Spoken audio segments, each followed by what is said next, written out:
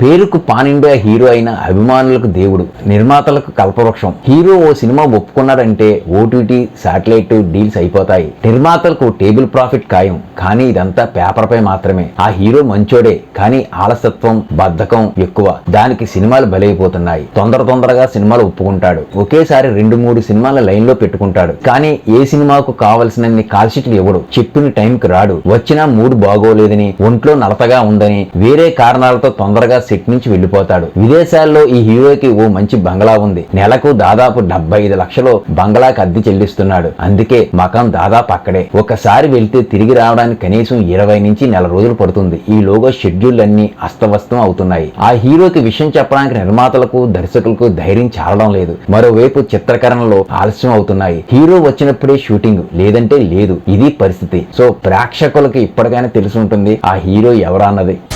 Like, subscribe చేయండి.